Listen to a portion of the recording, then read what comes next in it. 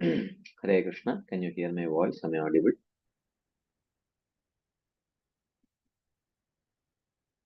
Is my voice audible? Okay, let's start.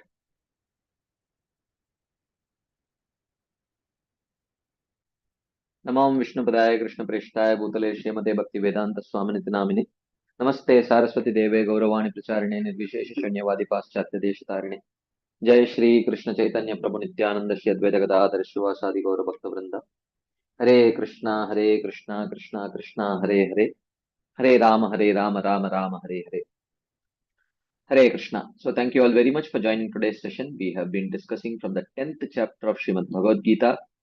The chapter is titled as The Opulence of the Absolute or Vibhuti Yoga. So in this chapter, we have been seeing that Krishna, after speaking about Shuddha Bhakti in the 9th chapter, he starts this chapter by telling, Bhuya eva mahabaho shrunime paramam vachah yatteham priyamanaya vakshami hitakamyaya. O Arjuna, please hear again. Uh, uh, I again the supreme teachings. Paramam vachah. Shrunume paramam vachah. Please hear again my teachings, my supreme teachings, which I am going to speak to you because you are qualified with prema, priyamanaya, and also I am benevolently disposed towards you. Hitakamya, for your benefit, I wish to speak on this subject matter. So,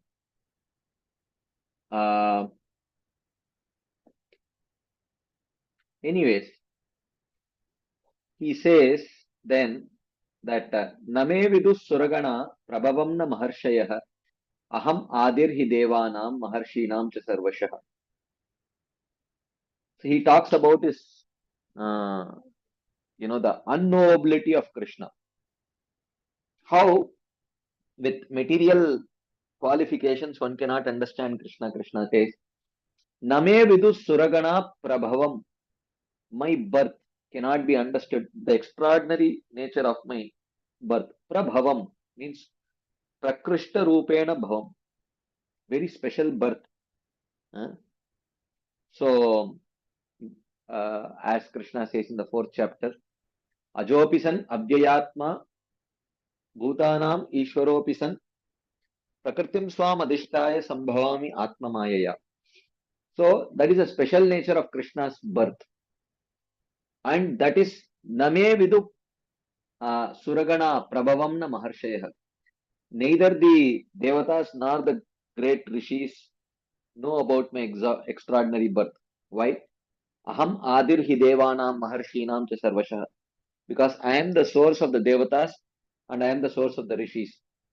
And just like a son cannot know the source of his father's birth unless the father reveals it to him, in the same way, the Devatas and the rishis, even though however exalted they may be from a material point of view, but they cannot understand Krishna's, the exalted nature of Krishna's birth. Yomamajam anadim cha vetti loka maheshwaram asammudaha samartyeshu sarva papaihi pramurchate. He who, without any bewilderment, knows that I am unborn because I have no beginning, but at the same time, I am also born. Okay. My being born is also real. My being unborn is also real. The statements describing my being not born is also real. One who accepts both these statements as real and also knows that I am the Lord of all the planets, he becomes free of all the sins and he performs bhakti without any impediments. And then he says that Buddhi Jnanam Asammoha Kshama Satyam Damas Shamaha Sukam Dukkam Bhavo Abhavo Bayamcha Abayamevacha Ahimsa Samata Tushtihi Tapodanam Yasho Ayashaha Bhavanti Bhava Bhutanam Matta Eva Pratak Vidaha.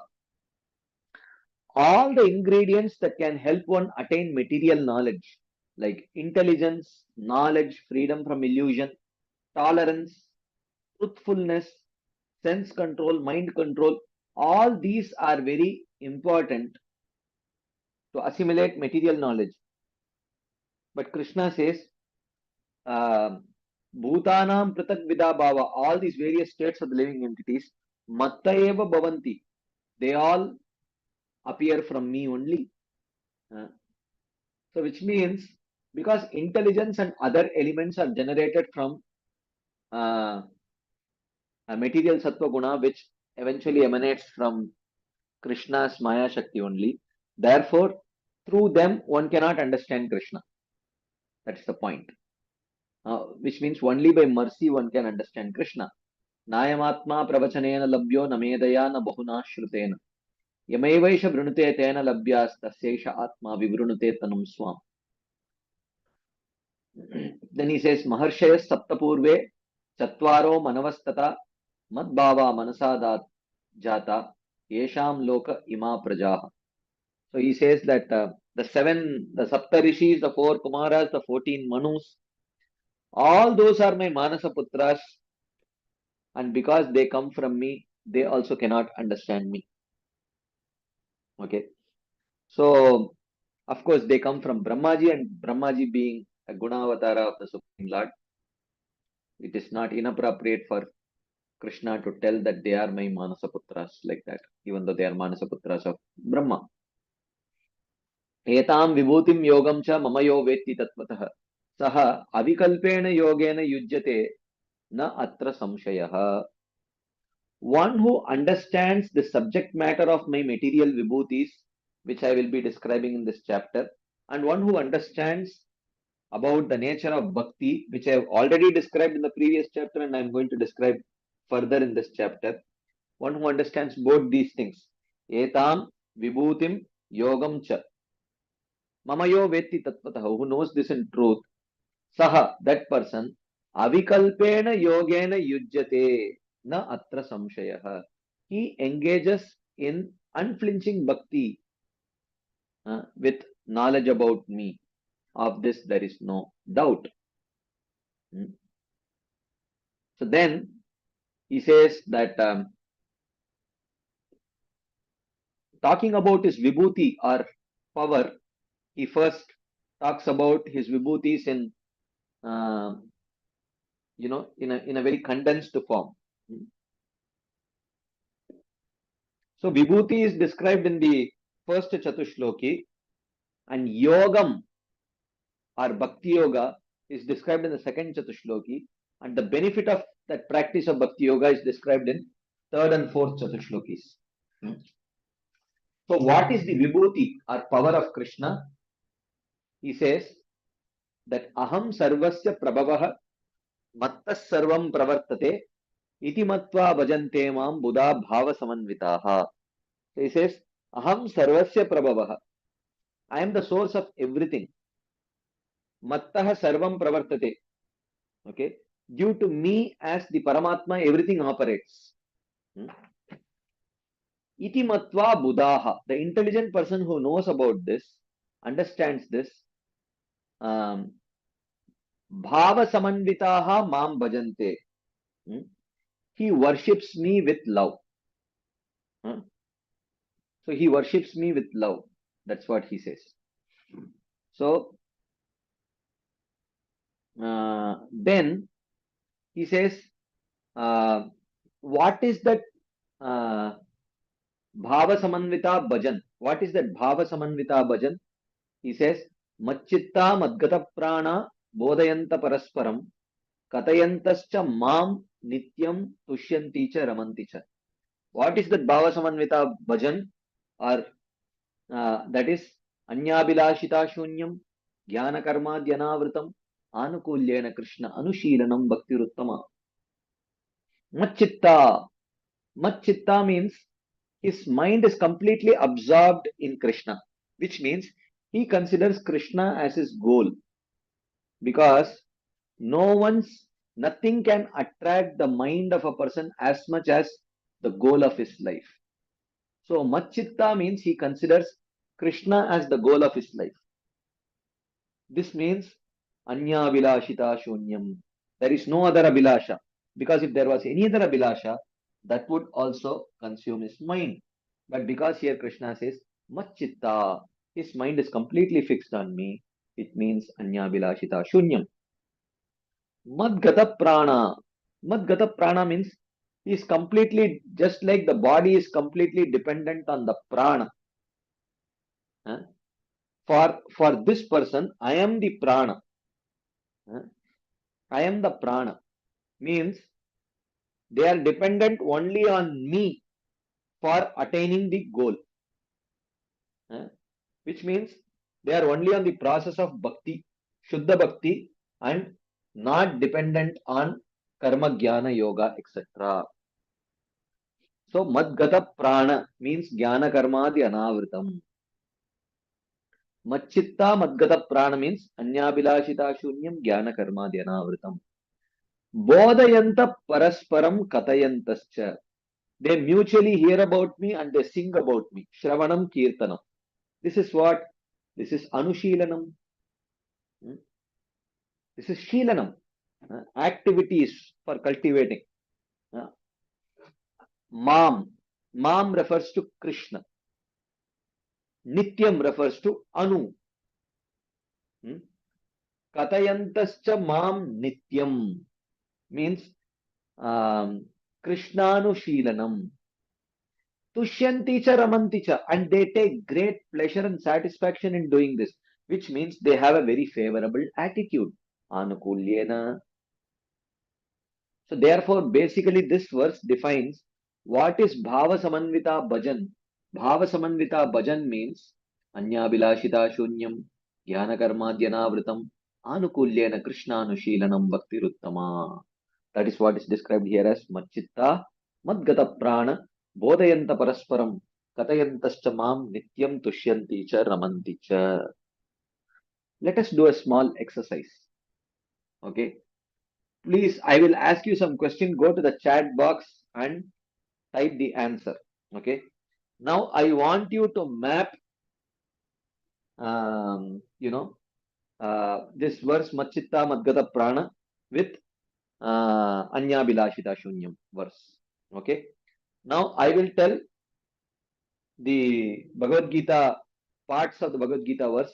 You tell me which aspect of that Anya Bilashita Shunyam verse it fulfills. Okay. Let's see whether you have understood or not. Okay. Machchitta.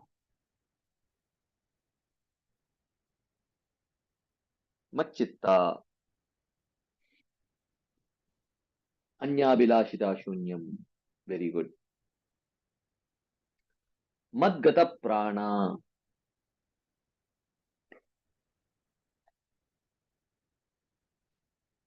Madgata Prana is what?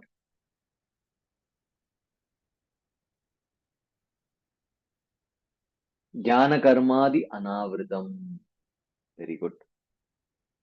Okay. Bodhayanta Parasparam Katayantascha. This indicates what?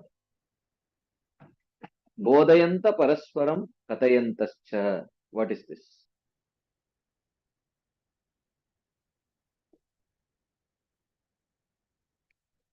Sheelanam. It indicates Sheelanam. Bodhayanta Parasparam Katayantascha. Sheelanam. It is just Sheelanam. Mam indicates what? Mam indicates what? Krishna. Nityam indicates what?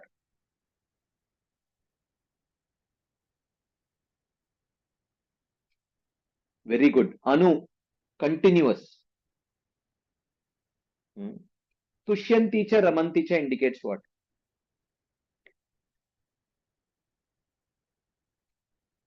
Anukulyena. Very good. Very good. So in this way, what is Bhava Samanvita Bhajan? What is worshipping Krishna with love? It is Anyabhilashita Shunyam, Jnana Karma Dhyanavritam, Anukulyena Krishnanushilanam Bhaktiruttama. So this is where this definition of pure devotional service comes in Bhagavad Gita. Of course, it comes in many places, but here you can very clearly map all the aspects of the definition here, right from the mouth of Krishna. So now, what happens if one worships Krishna in this way. Tesham satatayuktanam bhajatam purvakam dadami buddhiyogam tam yena mam upayanti te. So, Tesham, to those people, satatayuktanam, for those people who constantly desire to be with me. So, satatayuktanam means machitta. Bhajatam refers to bodhayanta parasparam katayantascha. Priti purvakam means tushyanti cha ramanti cha. So tesham satatayuktanam bhajatam priti purvakam means macchitta madgata prana bodhayanta parasparam katayantascha mam nityam tushyanti cha ramanti cha. That is the meaning of tesham satatayuktanam bhajatam priti purvakam. To those people, dadami buddhi yogam. To those people, I appear within their heart. Yena, and by such an appearance, Mamupayantite, they attain my direct association because I appear within their heart. This is what Krishna says. Okay. Pravishta karnarandrena swanam bhava sarorukam. Dhunoti shamalam Krishna salilasya yatasharat. Dautatma purushah Krishna padamulam na munchati. Mukta sarva parikleshah pantah swasharanam yata. Right. That's what, Parikshit Maharaj tells in Srimad Bhagavatam second canto. Hmm. So the Lord entering through the ear holes, enters the heart and cleanses the heart. And the heart of the person whose heart has thus been cleansed by the entrance of the Supreme Personality of Godhead, hmm, he takes a vow uh, that I shall never give up the lotus feet of Krishna. In that way, he becomes very fixed. Yena mamupayantite. By this appearance in their heart, they attain my direct association. Okay. And then he says, Tesham evanukampartam aham agyanajam tamaha nashayami atma bhavasto jnana deepena bhasvata. Jnana deepena bhasvata. Tesham eva anukampartam. In order to show mercy to such devotees who are diligently engaged in serving me, aham atma bhavastu.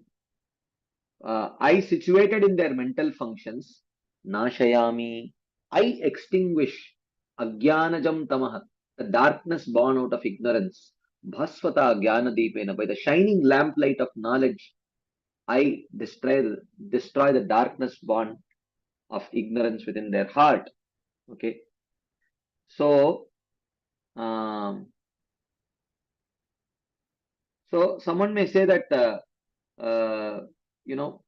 you mentioned that without knowledge, intelligence, etc., by knowledge, intelligence, etc., one cannot understand Krishna.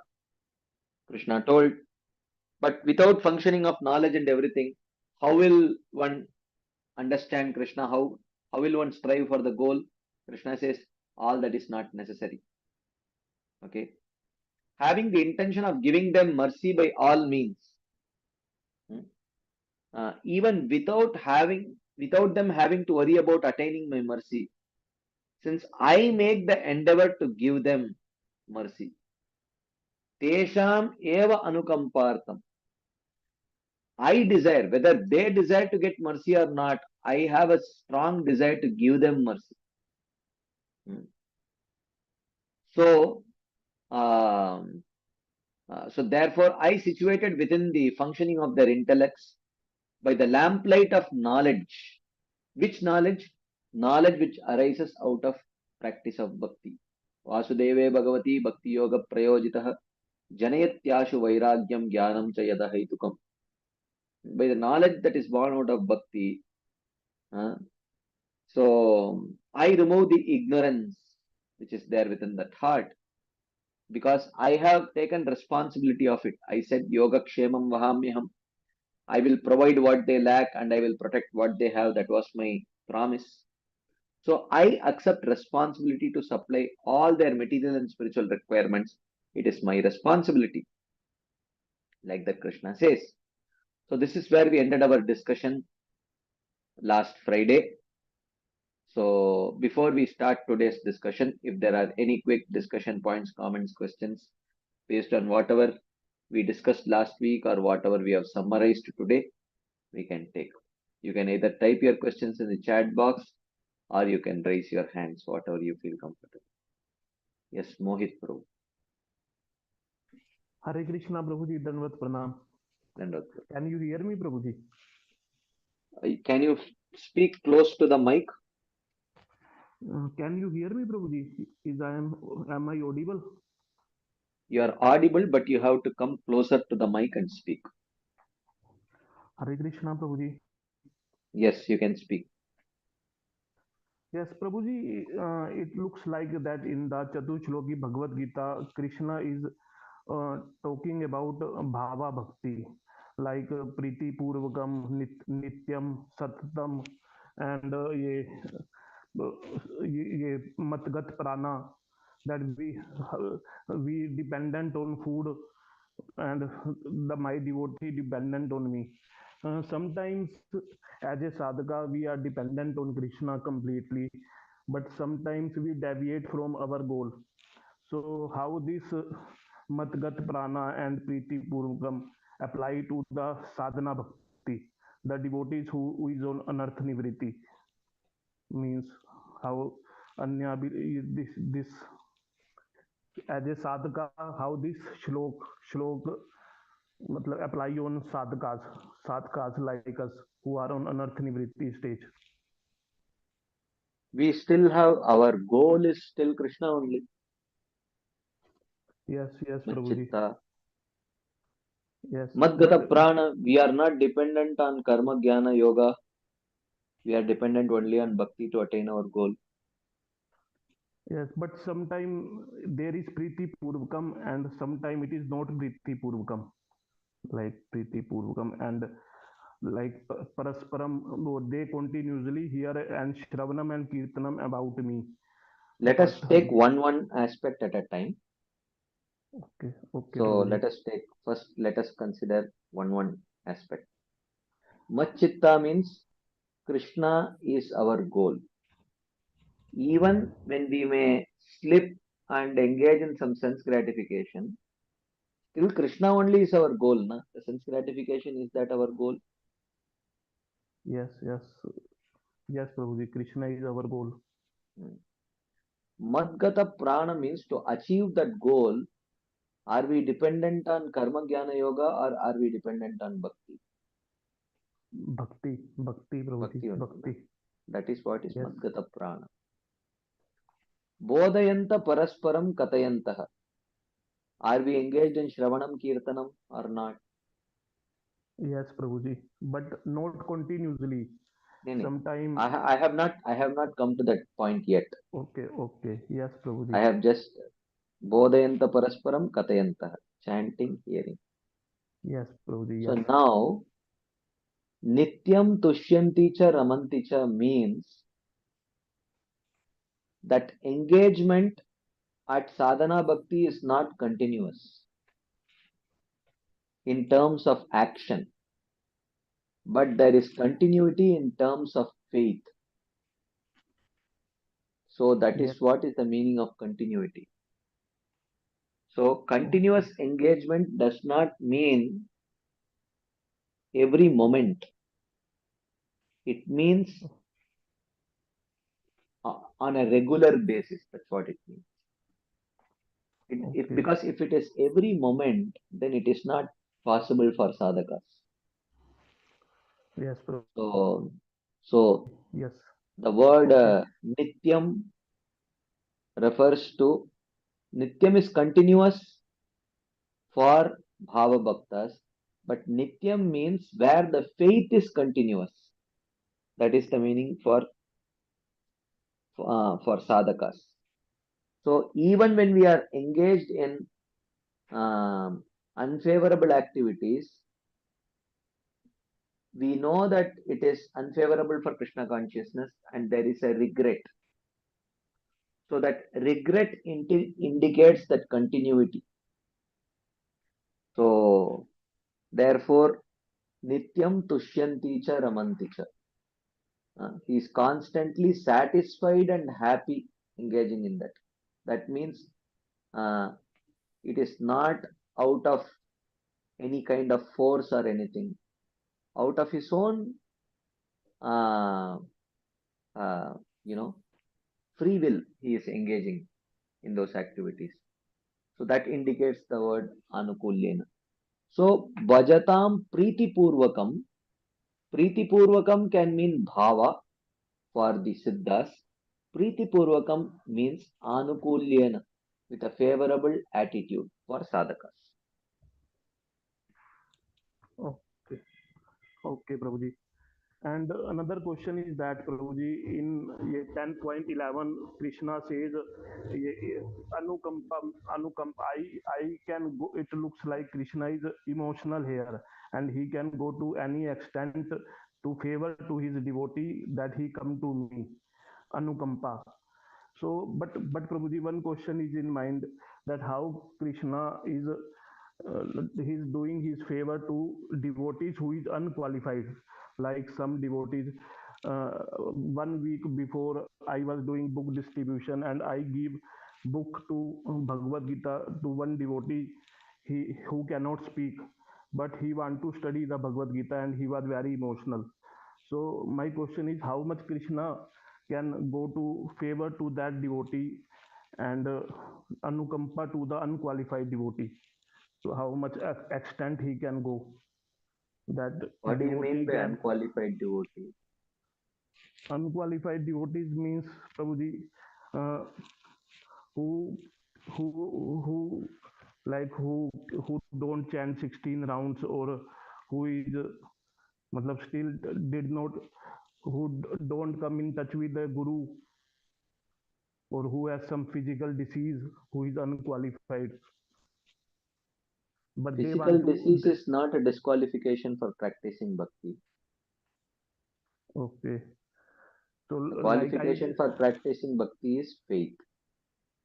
yes like I gave you example that I gave book to one person who cannot speak but he want to study Bhagavad Gita So he has but faith in so Bhagavad Gita. So why would Krishna not show his compassion to that person? but he cannot chant like Kali Yugi je yuga of chanting.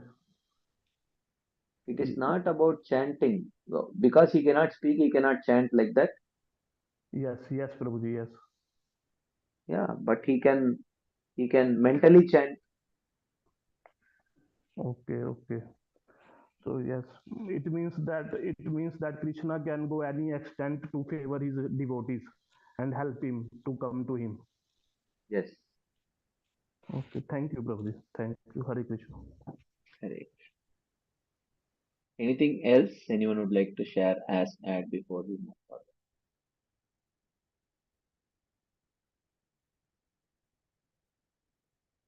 Okay.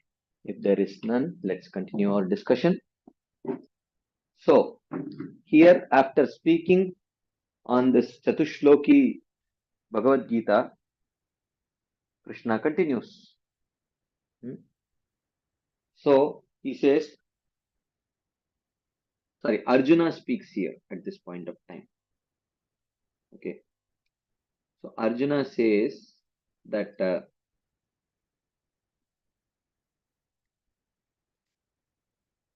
Param Brahma Param Dhama Pavitram Paramam Bhavan Purusham Shashvatam Divyam Adi Devam Ajam Vibhum Ahustvam Rishayas Sarve Devarshirnaradastata Asito Devalo Vyasah Swayam Chaiva Bravishime.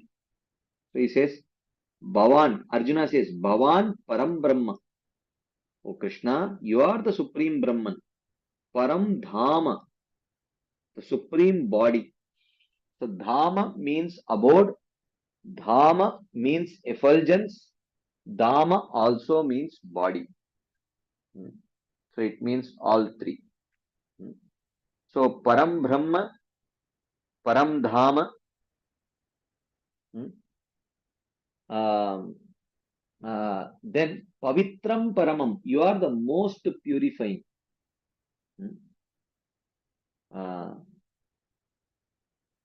Okay. Now Arjuna is confirming this, right?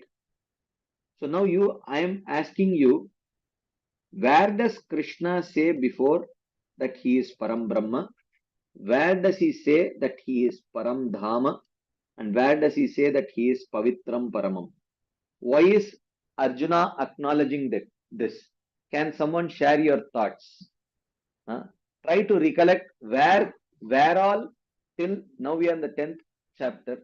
Till now, where all Krishna has indicated that he is Param Brahma, where all he has indicated that he is Param Dhama, and where all he has indicated he is Pavitram Paramam. So someone says 7.7. What is 7.7? Is it 7.7? Is Mattab? Okay, don't give verse number. Give the verse. At least the first word of the verse you have to tell. Krishna says himself. I am not denying that. Where does he say? That's what I am asking. Yad gatvana nivartante taddama paramam mama. That is in the 15th chapter. I am talking about 1 to 10, where Krishna has told. Aham sarvasya prabhavaha.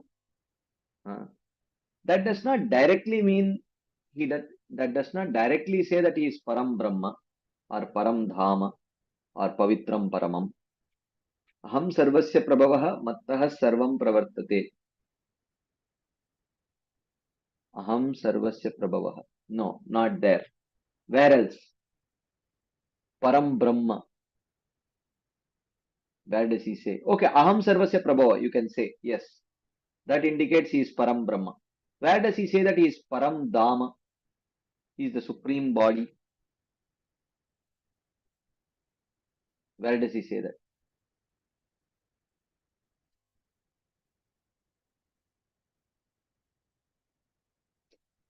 I'm not talking about chapter 11. Right now we are in chapter 10. Till from chapter 1 to chapter 10, where has he spoken? Anyone remembers? Krishna says he is the supreme body. Avajananti mam muda manushim tanumashritam param bhava majananto mama bhuta maheshwaram. So he talks about the supreme nature of his body, the spiritual nature of his body. Pavitram paramam. Where does Krishna say? Where does Krishna say Pavitram paramam? He is the most purifying. Which verse does he say? Anyone? Aksharam Brahma Paramam. Swabhavo Adhyatma Muchyate. No, I mean that is a different context. He does not say that I am the Param Brahma. Raja Vidya Raja Guhyam, he is talking about bhakti. It is not so direct in one sense. Yes, you can say little indirectly.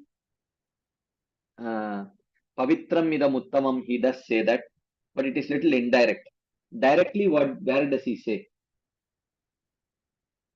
What about 10.11, the previous verse? Doesn't he say? Tesham evanukampartam aham agyanajam tamah nashayami atma bhavasto jnana deepena bhasvata. I purify the heart. He says that, right? In the previous verse only he says, right? So Arjuna said, you are the supreme Brahman, you are the supreme body, you are the most purifying. Rishayas Sarve and all the sages, Narada, Asita, Devala, Vyasa, Ahustvam, therefore they declare you, Purusham Shashvatam, they declare you to be the eternal human form. Divyam, who is beyond gunas. Ajam, who is unborn. Adidevam, who is the source of all. Vibhum, and who is the greatest of all. Swayam Chaiva Bravishime, and in these previous verses you have also yourself spoken. So you have also spoken, like that he says. You are the supreme Brahman, you are the supreme body, you are the most purifying. All the sages such as Narada, Asita, Devala, Vyasa, whom Arjuna should have met and heard from them before, they also say, Ahustvam Rishayas Sarve Devarshi Naradastata Asito Devalo Vyaso Swayam Chaiva Bravishime. You yourself have also spoken about it. And what did they say? They say that you are Purusham Shashwatam. You are the eternal human form. You eternally possess this human form. It is not a material body which appears and disappears after some time. Divyam, it is beyond the gunas. Ajam, unborn. Adidevam, the source of all. And Vibhum, the greatest of all. Like that. So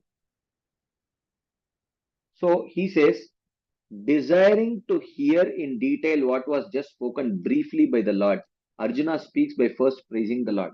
Because Arjuna has a desire to hear more about this subject matter, he first has to please the Supreme Lord to inspire him to speak more. So he praises the Lord. Param Brahma, Param Dhamma, Pavitram, Paramam Bhavan, Purusham Shashwatam, Divyam, Adidevam, Ajam Vibhum. You are Param Brahma. And you are the most attractive body in the form of Shama Sundar, Param Dhama. According to Amarakosh, Dhama means house, abode, body, light, and glory. Okay. So that Brahman is you. You have no difference between yourself and your body, unlike the Jiva. And what type of body is this? It is supremely purifying, taking away the contamination of ignorance for the person who sees it. Paramam Pavitram, Pavitram Paramam. So one who takes darshan of your form, he gets completely purified from within. Therefore, all the rishis speak of the eternality of you in the human form. Shashwatam Purusham Ahuhu. Therefore, all the great sages say that this form of yours is eternal form.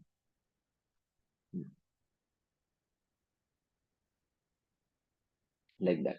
Any quick discussion points, comments, questions?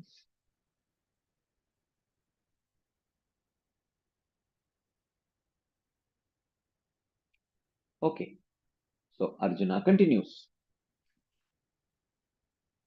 He says, Sarvametadritam manye yanmam vadasi keshava nahi te bhagavan vyaktim vidurdevana danavaha. Okay. So he says here that Ritam manye, Ritam means true. Manye means I consider. I consider as truth. Yetat sarvam, all that. Yad mam vadasi, that you have spoken to me. Whatever you have spoken to me, I accept it as true. Okay, Shava. But Bhagavan, O Lord, Deva, Danavaha, the Devatas and the Danavas, Nahi Viduhu Te Vyaktim. And Krishna himself has told, Aham Name Vidu Suragana Prabhavam na Maharshayah Aham Adirhi Devanam Maharshinam Cha Sarvashaha. Krishna says that the Devatas and the Rishis do not know me because they all appear from me. Therefore, they do not know me. Krishna has spoken like that. So Arjuna says, I accept all of that as true. Sarvameta dhritam manye yanmam vadasi Keshava. Whatever you have spoken to me, I accept it as true, O Keshava. But O Lord, the Devas and the Danavas do not know about your birth. Te vyaktim na viduhu deva danavaha. The Devatas and Danavas do not know about your birth, as you have already mentioned.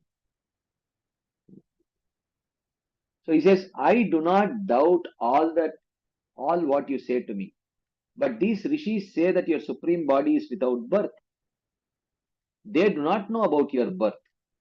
They do not understand how you, with your Swarupa of Parabrahma, can be both unborn and born. Both. Inconceivably.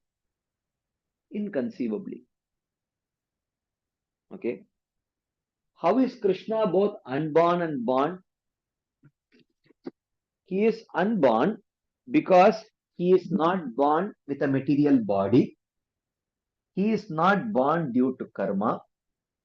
He is not forced to be born, uh, uh, from any father or any mother. uh. So in this way, uh, so he is unborn in the sense all that all the characteristics of material birth are not seen in him. Therefore, he is unborn. Birth in this material world means karma. Birth in this material world means material body. Birth in this material world means no free will. One is forced to take birth.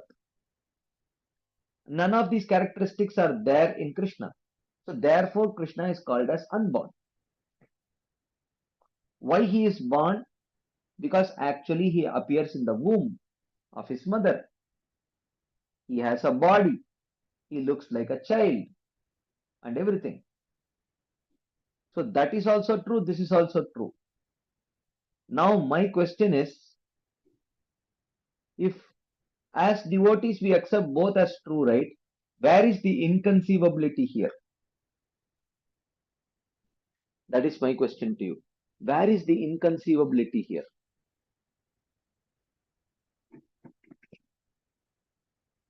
Where is the inconceivability here? Would anyone like to share your thoughts on this? Where is the inconceivability here?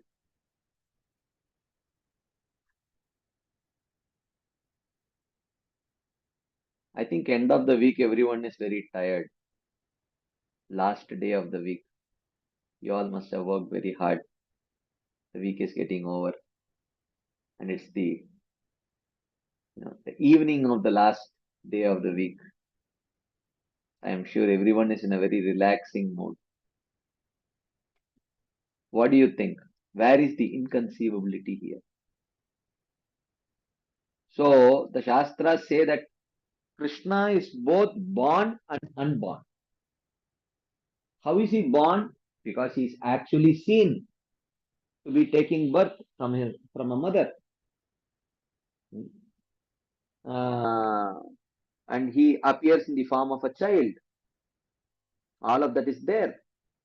How is he? How is he unborn? Because all the characteristics of a normal material birth are not seen in Krishna. Krishna has no karma, his body is not made of matter. Uh, he is not forced to appear. So, a devotee understands this, right? So, born means he understands how he is born. Unborn means he understands how he is unborn. So, if both are there, if devotee understands and accepts both, where is the inconceivability here? That is my question. How is it inconceivable?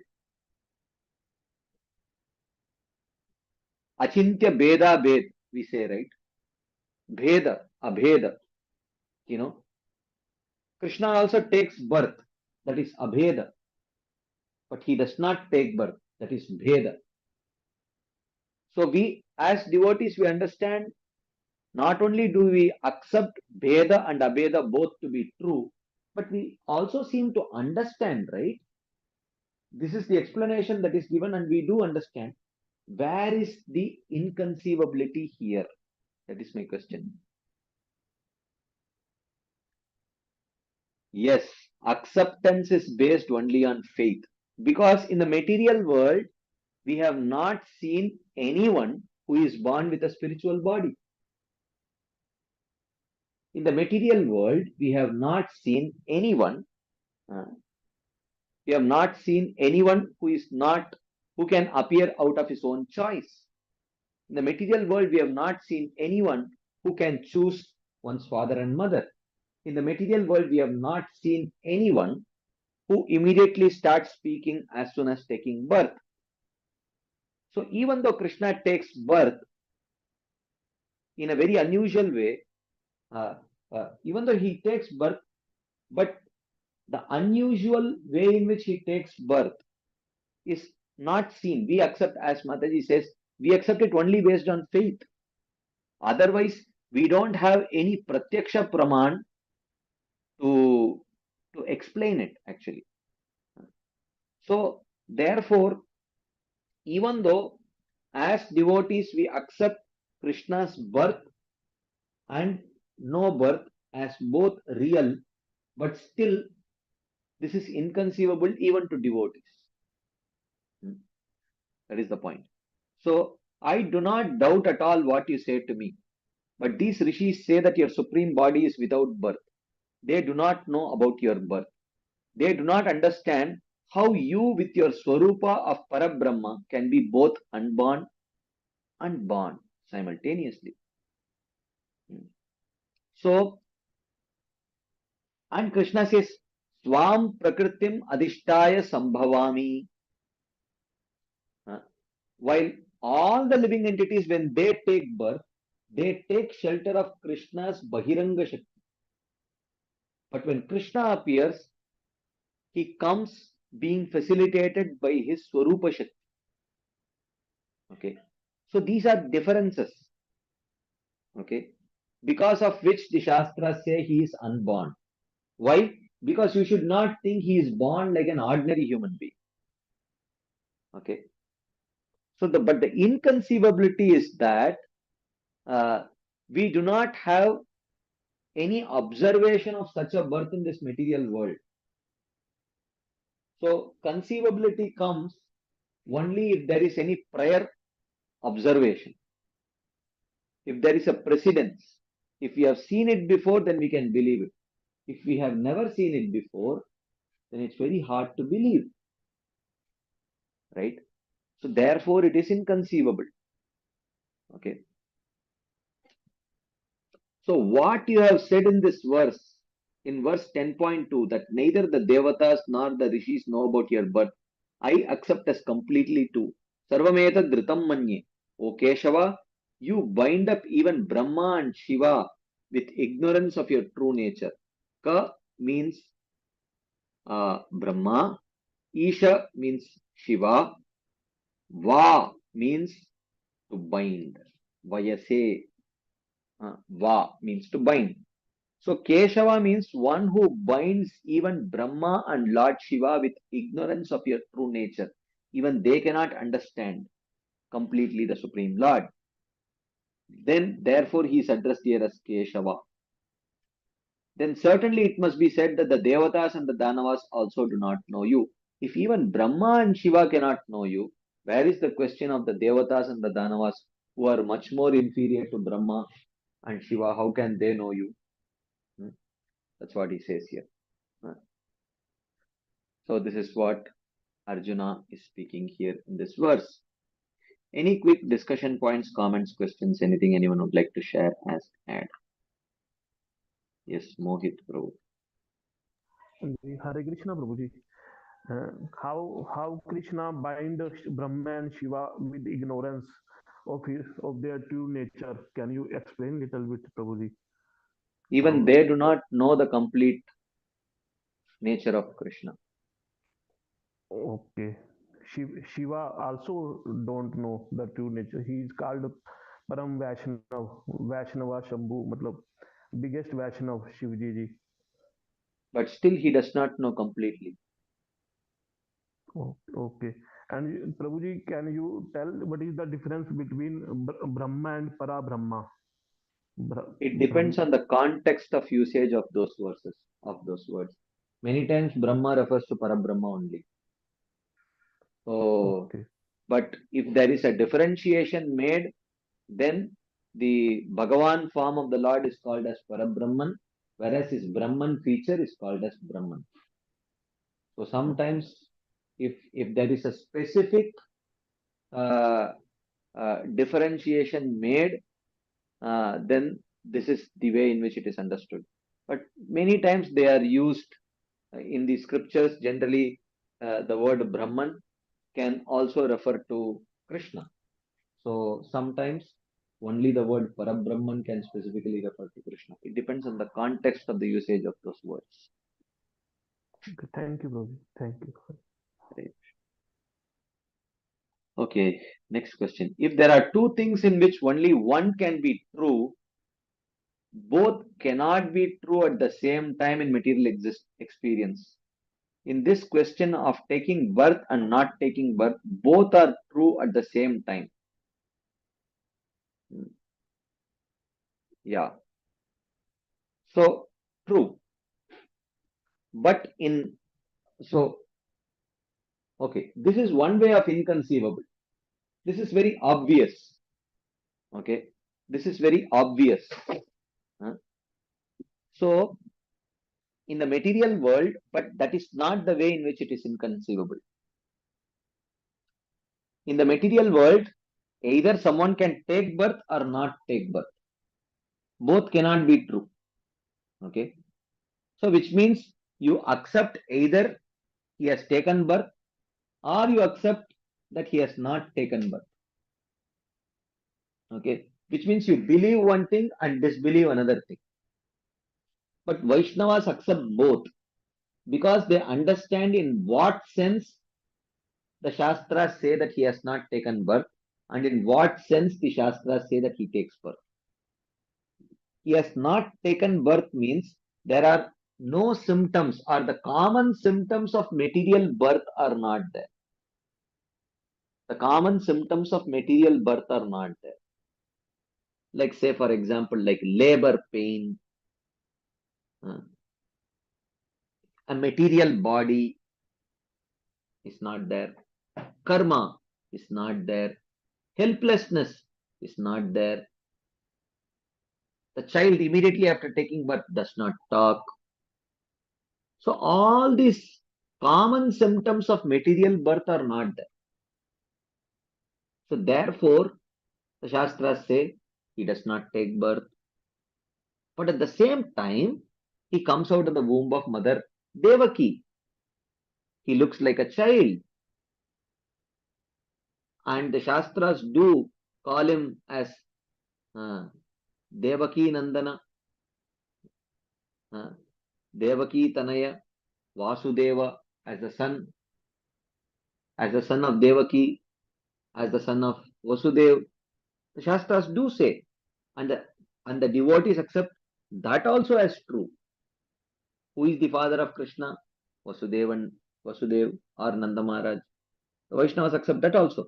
So the inconceivability is that in the material world, no one is seen to take birth out of their own free will. No one is seen to take birth with a spiritual body. No one is seen to take birth, uh, uh, without the agency of karma. So the fact that someone could appear in that way also is actually inconceivable. It is inconceivable because it has never been observed before. So if it has never been observed before, why do you accept? We accept based on faith. It is accepted based on faith. But the fact is, it is inconceivable. That is the point.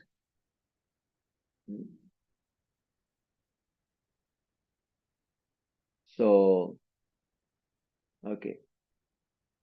Sometimes in Bhagavad Gita, the Jiva is also called as Brahma.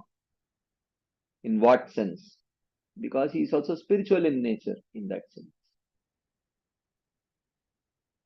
So, okay. Now, let us, if there are no further discussion points, comments, or questions, let us move on to the next verse.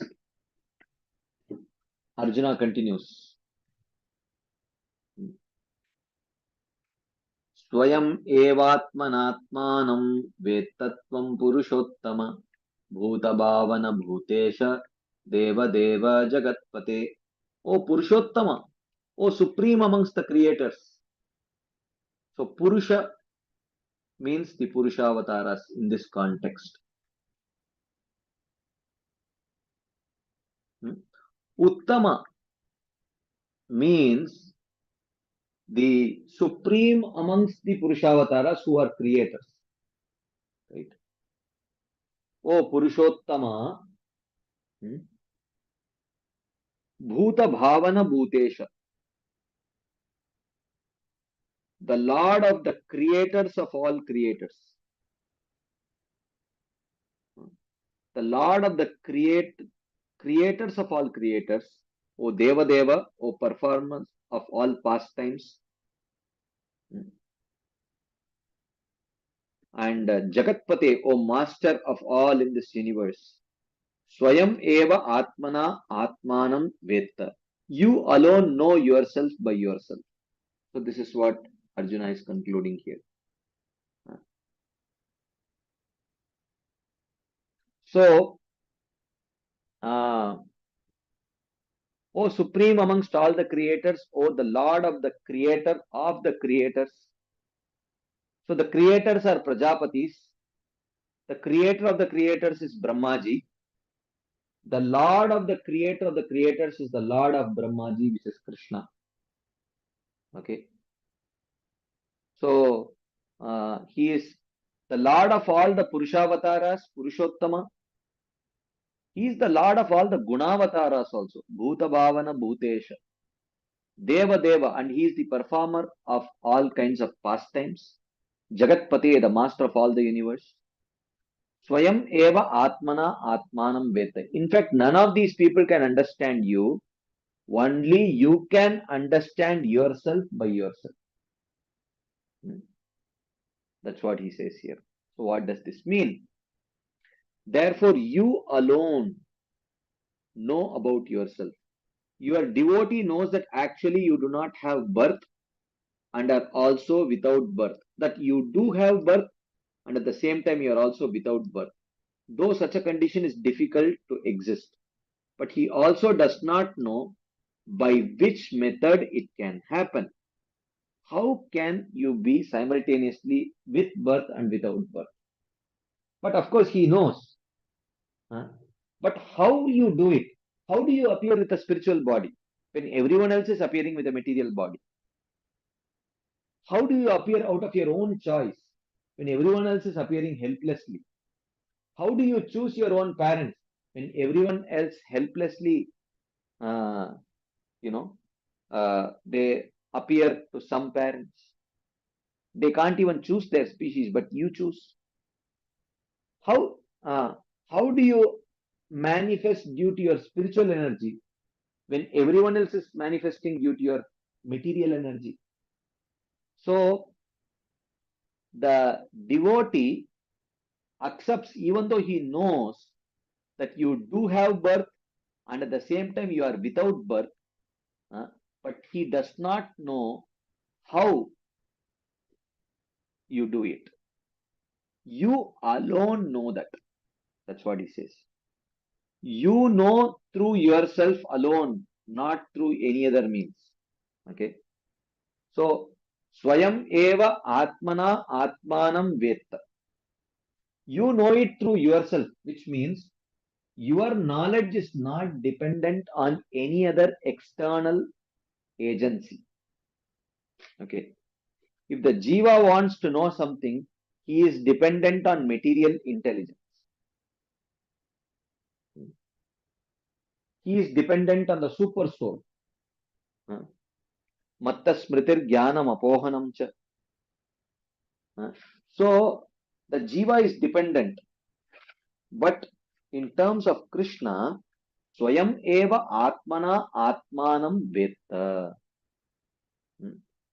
He says, you alone know yourself through not any other means but through yourself only. Therefore, amongst all the Purushavataras who are the creators of the Mahat Tattva and the other elements, you are supreme. That is the meaning of Purushottama.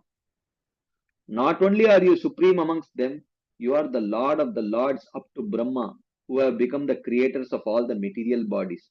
Bhuta Bhavana Bhutesha. Bhuta Bhavana Bhutesha.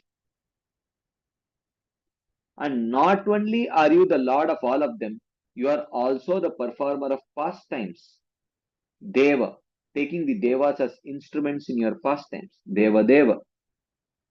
The word Deva comes from the root Div, which means one who plays.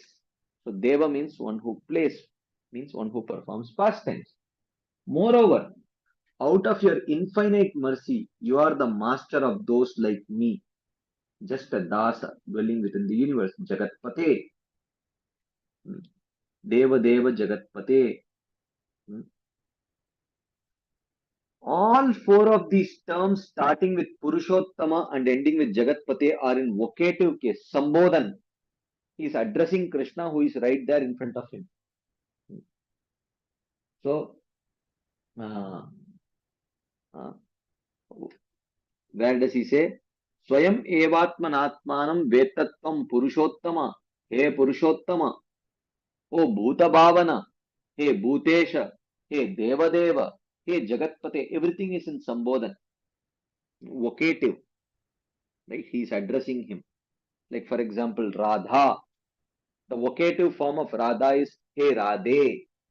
He Radhe Vrajade Vikecha Lalite He Nanda Suno Kuta. Nanda Sunu, the son of Nanda Maharaj. Vocative form would be He Nanda Suno. That is vocative.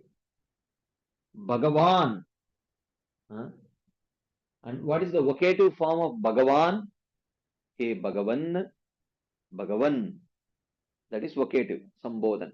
When you address He Bhagavan, huh? Who is he? He is Bhagavan. But when you address Bhagavan, it becomes Bhagavan. Similarly, Radha is her name. But when you address her in vocative, it becomes Radhe. Like that.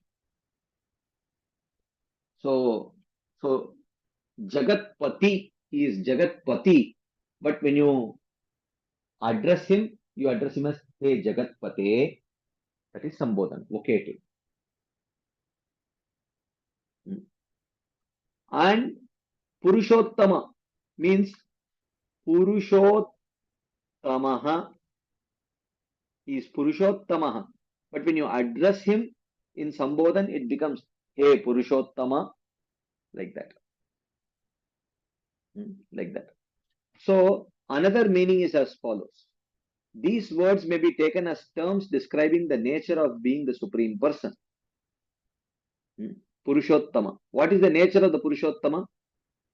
You are the father of all creatures, Bhuta Bhavana. But since sometimes a father is not respected, Arjuna says, you are the controller of all the creatures, Bhutesha. Because not all sons respect their father. Even though a son is supposed to respect the father, but it is seen that the sons may not respect their father, or the father may not have respectable qualities also. So, just because he is the source of all creatures, that does not mean he commands respect. Okay, someone who gives birth to a child need not command respect. Out of obligation, out of say, okay, he is my father, I have to respect. So someone may give respect because of that. But in terms of being qualified, to receive respect, someone may not necessarily have that qualification. Someone may not necessarily have that qualification, right? So Arjuna says that you are the controller of all creatures. You are not a namesake father. You are not a namesake father, but you are the controller of all creatures. Therefore, you do command respect also. Bhutaba, so Purushottama. So what are the characteristics of Purushottama? Bhuta Bhavana. He is the father. Yes, but father may not have the qualities of being a very respectable person. Therefore, he says, not only that, Bhutesha. He has control. He is not a namesake father, but he has all control. But sometimes, even a controller is not so worthy of worship. Therefore, he says, you are Deva amongst all the Devas. Deva Deva. You are Deva Deva. Oftentimes the Lord is addressed as Deva Deva. Deva Deva Kalayamite Charanambuja Sevanam. Like that. There are songs glorifying the Supreme Lord. So, even though the Devas are worshipable, sometimes they do not give protection.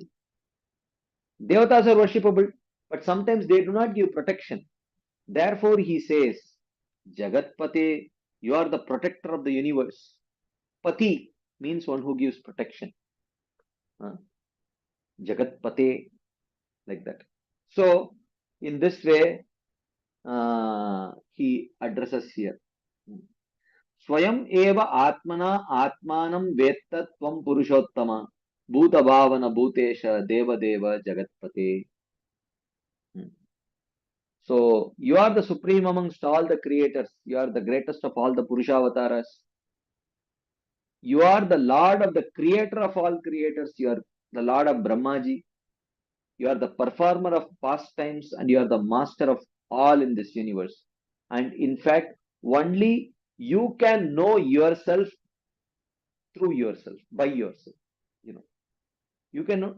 So which means you don't need any external, you can say, assistance to know yourself. You know yourself by yourself. Like that. This is what Arjuna is indicating here.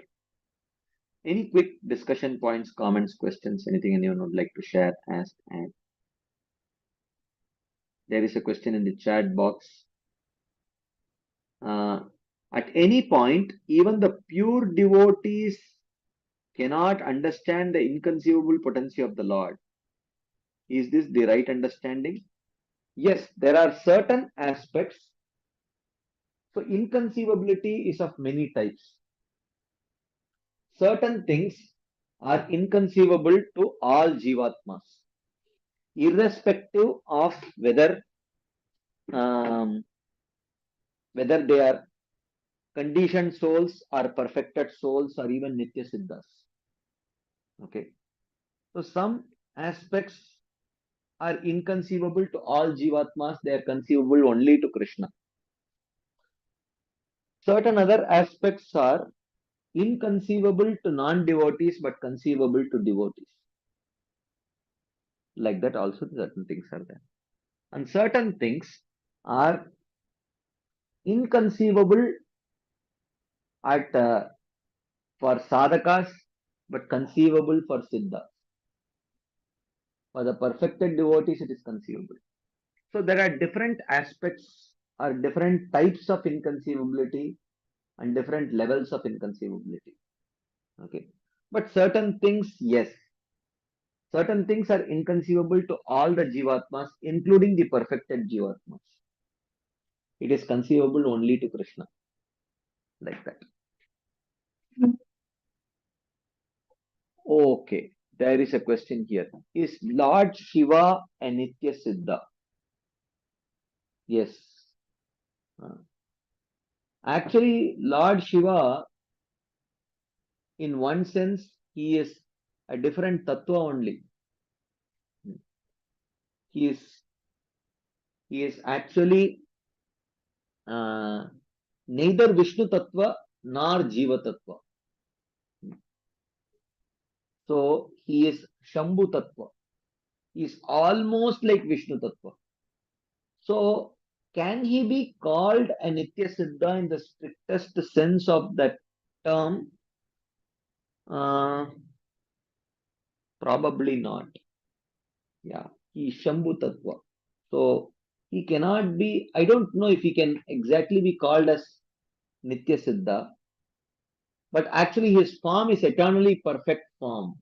So in that sense, he can definitely be called as Nitya Siddha. Eternally perfect. If you literally translate Nitya Siddha, it means eternally perfect. So is Shiva and his body, etc., eternally perfect? Yes, it is eternally perfect. In that sense, yes. Anything else?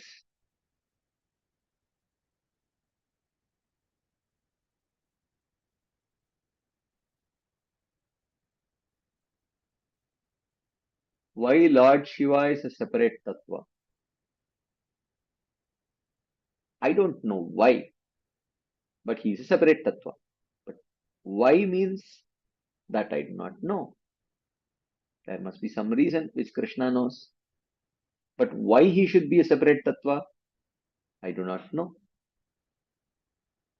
But he is a separate tattva that we know, because the jivas have 50 qualities, the Vishnu tattvas have 60 qualities, and Lord Shiva has 55 qualities. He is not Vishnu tattva because he has 5 less qualities than the Vishnu tattvas. He is not the jivas because he has 5 extra qualities than the jivas. So he is somewhere in between. But why he is in between, that I do not. Why he is a separate tattva, I do not know. Anything else? Okay. If there is none, let's continue. Arjuna continues. Arjuna is speaking these verses. वक्तुमर्हस्य शेषेण Divya ह्यात्मविभूतयः याभिर्विभूतिभिर्लोकान् इमां त्वं व्याप्य तिष्ठसि. Vaktum arhasi. Vaktum arhasi means you should speak. Divyahi atma vibhutayaha, about your very wonderful vibhutis. Asheshena, in detail you should speak about your vibhutis. Yabir vibhutibir iman lokan tvam vyapya tishtasi. At least you should speak about those vibhutis by which you remain pervading this universe. Okay, that's what he says. You should speak about your vibhutis in detail. Vaktumarhasya seshena. Vaktumarhasya seshena divyahi atma vibhutayaha. You should speak about your vibhutis in detail, at least about those vibhutis by which you remain pervading this universe. Okay, like that. So here he says, it is difficult to understand the truth about you. Therefore, I want to know about your vibhutis. Your vibhutis are very attractive. Divya. Very attractive. You should speak about them fully. Vaktumarhasi aseshena. But Krishna may say, but it is impossible to speak of all my vibhutis fully. So he says, at least speak about those vibhutis by which you spread yourself in this world. Yabir vibhutibir lokam imam tvam vyapya tishtati. By which you remain pervading this universe, at least speak about those vibhutis. That is what Arjuna is asking Krishna. Then Arjuna continues. Katam vidyamaham yogim tvam sada parichintayan keshu keshu cha bhaveshu chintyosi bhagavan maya. Oh yogin, yogin is Sambodhan. Yogi is addressed as yogin. So he says, oh master of Yogamaya, yogin. Katam parichintayan, by what method of thinking, Tvamaham vidyam, can I know you, sada, at all times. O master of Yogamaya, by what method of thinking can I know you at all times? By what method of thinking can I know you at all times? Katam maya chintyosi, how should I think of you with devotion? Keshu keshu cha bhaveshu, in various objects, O Bhagavan, O Lord. O Lord, by what method of thinking can I know you at all times? How should I think of you with devotion in various objects? I see so many things, in this material world. How should I look at them so that in looking at them, I can remember you at all times?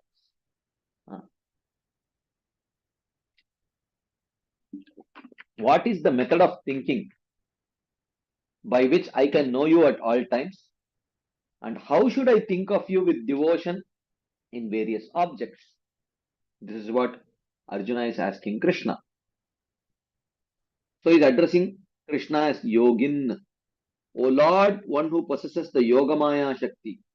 This is similar to the construction of Vanamalin, one who wears a garland of flowers. How can I, thinking of you, know you at all times? How can I know you at all times? Of course, you say, Bhaktya mam abhijanati yavan yaschasmi tatvatah. Only by bhakti can I be known in truth. Of course, Krishna says, Bhaktya mam abhijanati, by devotion only you can know me. But in which objects can I think of you? Which are the objects in which I can think of you?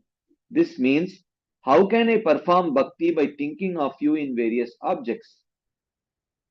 How can I perform bhakti by thinking of you in various objects?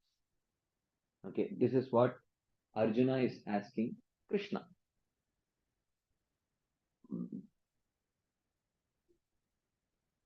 Okay, further Arjuna continues.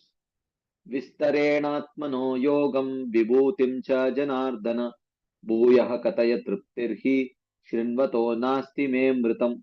O Janardana, bhuyah kataya, please again speak vistarena, but this time in detail you should speak. Okay, vibhutim, about your vibhutis, atmana yogam, and about your bhakti yoga. So you briefly mentioned about your vibhutis. Aham sarvasya prabhavah mattah sarvam pravartate iti matva bhajante mam buddha bhava samanvita. In briefly you spoke your um, um, about your vibhutis. Matchitta madgata prana bodhayanta parasparam katayantascha mam nityam tushyanti cha ramanti cha. In this way, you briefly spoke uh, about your bhakti yoga also. But vistarena, I want to hear about this in detail. About vibhutim and atmano yogam. Vistarena atmano yogam vibhutim cha janardana. Okay. Amritam.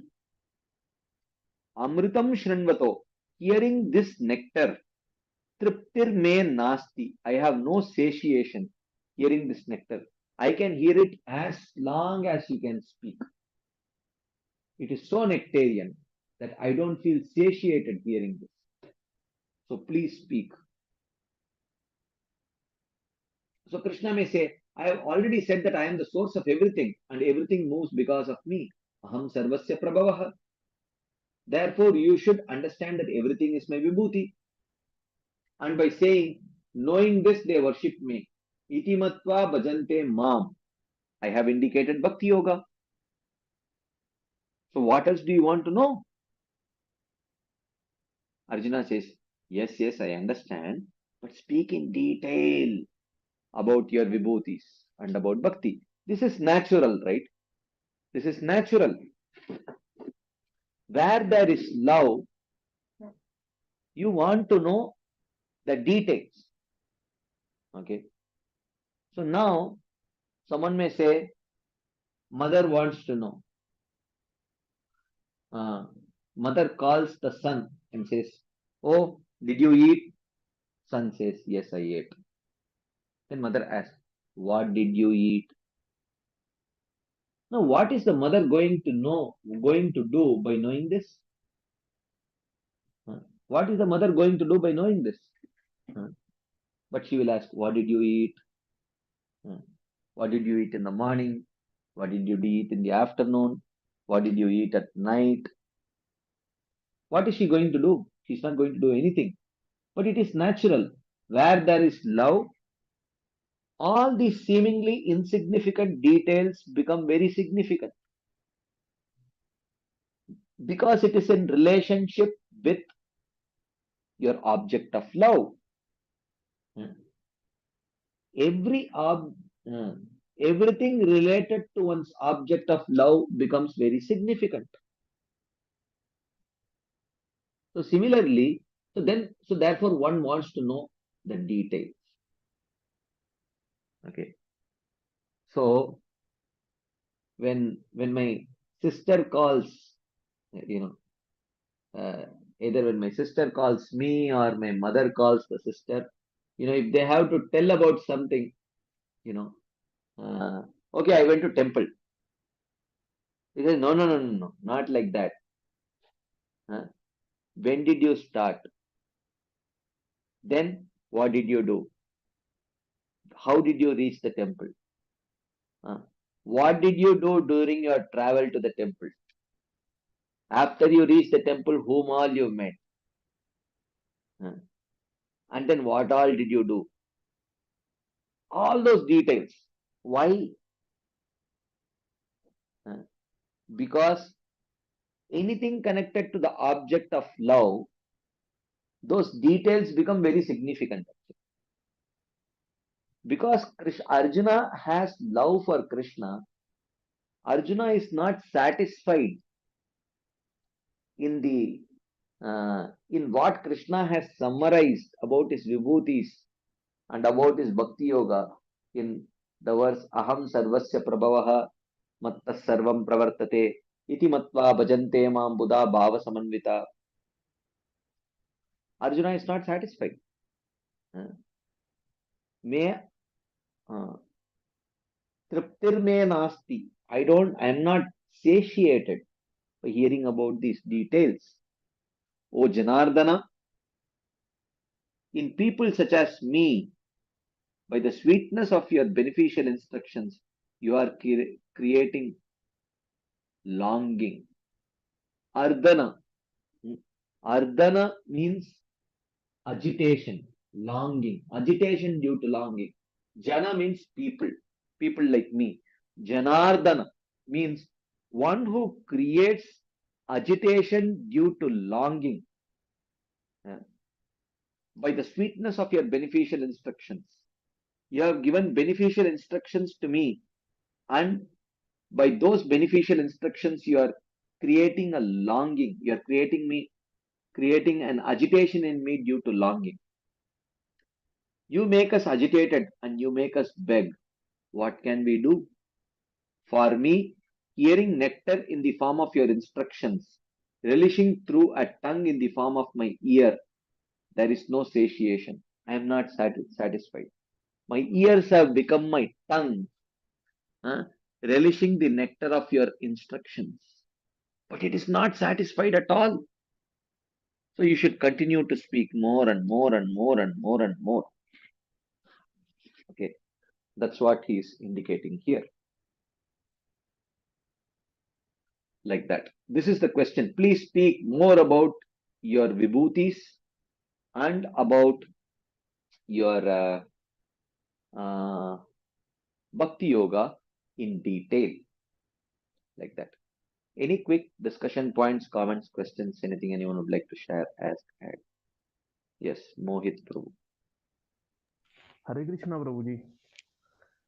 Prabhuji, Prabhuji, in these shlokas, is Arjuna asking these questions for himself or the common people? Because what I read in Srila Prabhupada Bhagavad Gita, that Arjuna is satisfied in two form of Krishna, two-handed form of Krishna, and this form is not permanent in Vaikuntha Loka, Vishwa form. So he asking this form for the common people. So can you little bit elaborate, Prabhuji? Is Arjuna asking this question for himself or the common people? Because Srila Because Prabhupada said Prabhupada he has is told now satisfied. that Prabhupada has mentioned na, He is that he satisfied is as a Shuddha Bhakta. He is satisfied in two-handed form of Krishna. He want to see this Vishwa Rupa for the common people who are materialist, by which they can understand Krishna, okay. or they So will what do get. you want to understand in this? So my question is, Prabhuji, is Arjuna asking this? Arjuna interested in Vishwa Rupa or is he interested in two-handed form of Krishna? Is he asking this question for common people or himself? What does Prabhupada say in his purport?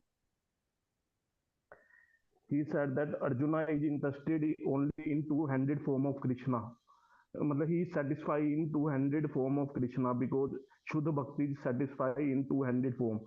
But Arjuna asked this question for common people because by which they can understand the nature of Krishna, the power of Krishna, or by which they worship Krishna. They can worship Krishna. So that's And the this is, answer, no? yes. So what is your question then? So is this understanding right, Prabhuji? But my question Prabhupada is has this. written, how can the understanding not be right? How Okay, can I thank you. validate Prabhupada's opinion? If Prabhupada has written, there is no question of is it right or wrong. Okay, thank you, Prabhu. So this is Thank you. very important. When an Acharya has written something, how can a common devotee say whether the Acharya is right and wrong? So if such a question comes, then what is the meaning of the word Acharya? Hmm. So Acharya means he cannot be wrong. If he can be wrong, then if you think he can be wrong, then you have not accepted him as Acharya. Or if he can actually be wrong, then he is not fit to be an Acharya. So where is the question of a common devotee telling whether Prabhupada is right or wrong? Or any Acharya is right or wrong? If they have written it, it has to be right. If I cannot understand how it is right, it is my problem. That is okay. So we can always, the question that we can ask is, how do I understand? Not whether it is correct or not. So whether it is correct or not cannot be a question. So how is it correct? Can you explain me why Prabhupada is writing like this? So it cannot be, how can Prabhupada speak like this? Is it right or wrong? That cannot be our question. Yes, Keshav Priyama. Hare Krishna, Prabhuji, Dandavad Pranam. Prabhuji, from 10.8 itself, Krishna is telling Agam Sarvasya Prabhu, Prabhuji, like everything is coming from me only. Why is there a specific request for special vibhutis? Like, if everything is Lord's, then why is it special request, Prabhuji, here? Because out of love. Anything about the object of love, one wants to know in detail. Oh, that's what you're explaining. Okay. That is the point I'm explaining. Oh, yeah, Prabhuji, but I couldn't relate. Yeah. Okay. A mother wants to know in detail about what all the son did. It's not that she is going to do anything about that detail. Yes. Detail. Oh. Yeah. Okay, Prabhuji. Sorry, Prabhuji. I didn't relate it with this. Thank you, Prabhuji. Hare Krishna. Shyamlal Prabhu. So, Prabhu, can you hear me? Yes, Prabhu. So, in previous, when we go a little back, Krishna is saying, Yat Karoshi Yat Ashnashi Yat Johosidashi Yat. So, and we understand that Krishna is trying to tell Arjuna that this is how you gradually perfect. Mm-hmm. Now, that is not, as we understand, pure devotional service. In the sense, there is some mixture, right? Yeah. But at this stage, this question which Arjuna is asking is the question of a pure devotee, correct? Yeah. Here, actually, he wants to know about the vibhutis out of love. Yeah, right. So that means now it is like progression from mixed devotion or Pradhanibhuta Bhakti to Shuddha Bhakti. Yeah, that transition has already happened. Okay, that transition has already happened. Okay, Yeah. I missed it, I think. Because after that he says Patram Pushpam Phalam Toyam, those are pure devotional verses, right? Manmana Right. Bhava Manpakto Madhyaji Mam Namaskuru. Those are like pure devotional verses. Okay, okay, okay, okay, okay, okay, okay. Okay, yeah. So, okay, from there onwards, it is pure devotional service. Yeah, yeah. With all of this that uh, uh, Krishna is now explaining is all pure devotional service. Yeah, because Arjuna is in the material world, at least in this past time, and he will be seeing material things. So Arjuna is asking, how can I remember you even in seeing material things? Right. Even while I am seeing material things, how can I remember you? That's what he's asking. Okay. And because in the beginning only, Krishna told, Etam vibhutim yogam cha mamayo vetti tatvatah sovikalpena yogena yujyate na atra samshayah. What is the purpose of hearing these vibhutis? Krishna said, Saha avikalpena yogena yujyate na atra samshayah. Such a person will engage in undeviated devotional service. So the purpose of here Arjuna asking about the vibhutis is to enhance his devotion only. So, and hearing Right. about these vibhutis is supposed to enhance the devotional mood, at least in the beginning stages of devotion. When, I mean, it may not be for a Vraja Bhakta, but for those who are not yet there, for sadhakas, it is very important that one understands about the vibhutis of Krishna also. Okay. Right. So, from henceforward, it is all pure devotional service only.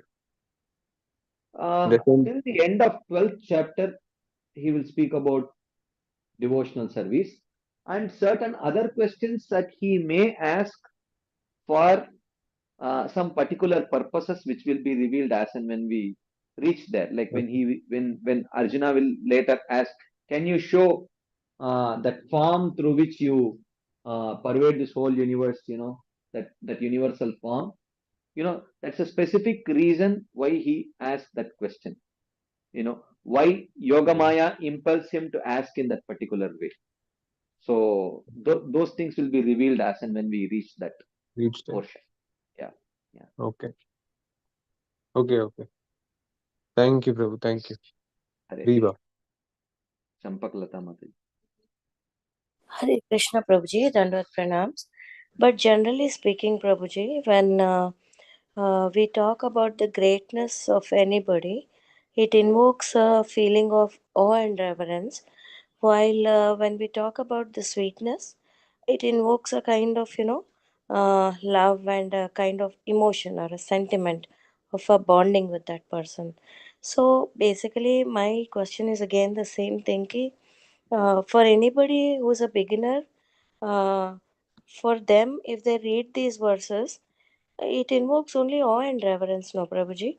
So, is it for them particularly we can say that this chapter is for, or for the devotees also? For devotees also, because even devotees, to begin with, unless they know about the greatness of the Lord, their appreciation of sweetness becomes mundane. And we are not here to appreciate Krishna's sweetness in a mundane way. So we have to appreciate not just the sweetness of Krishna, but we have to appreciate the sweetness of Krishna very clearly understanding that it is transcendental. Otherwise, everything becomes mundane. So, therefore, it is important that in the beginning that we understand about the vibhutis, even the material vibhutis of Krishna very clearly.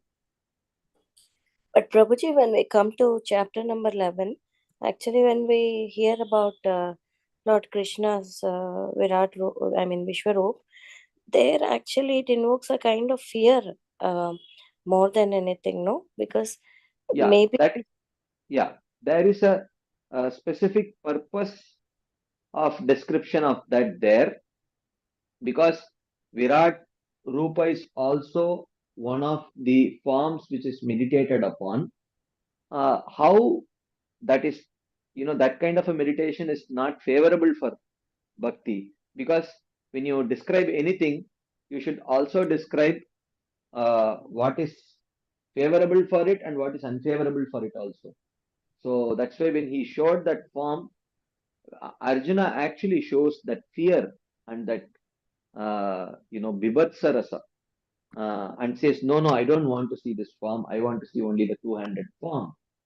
So in order to create that contrast, that how this particular, these kind of meditations, even though the meditation, of the material vibhuti form, even though devotees should know about material vibhutis, but when it comes to meditation, personal meditation and attraction, it is to the transcendental form of Shyamasundar only.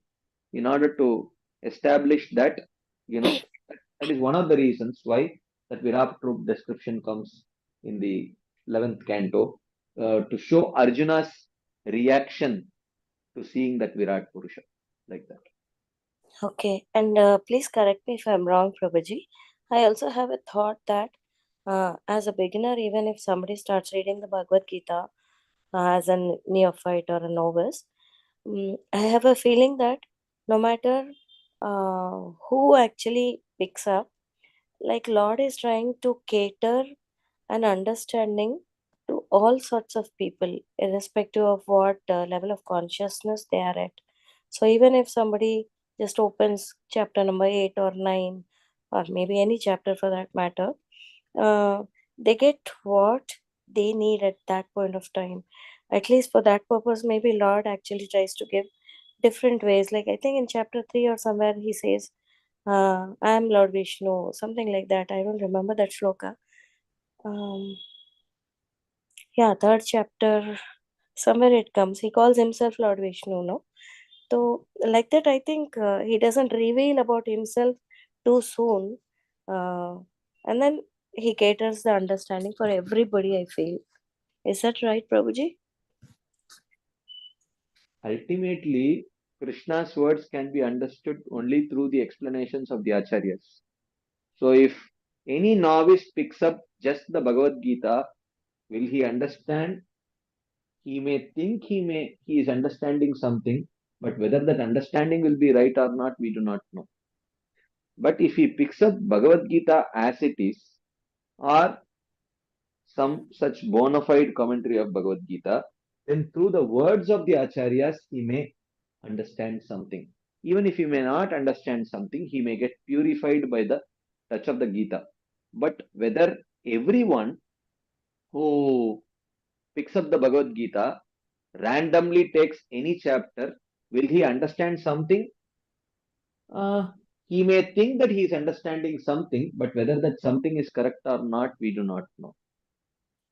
So, by this, are you also trying to say that if the chapters are laid in this manner and Lord Krishna has spoken in this manner, it is for a gradual understanding, and only when we understand through the acharyas from the beginning till the end, our understanding also becomes stronger and better, and we are only getting as much as we need from that chapter to the end. You mean to say that also, Prabhuji? Yeah, that is why Prabhupada said, if you want to read Bhagavatam, start from the first canto, first chapter, first verse, and go to the last verse of the last canto, or last verse of the 12th canto. That is the way of doing it. And that too, through the explanations of the Acharyas. Similarly, for Bhagavad Gita also, it is the same way.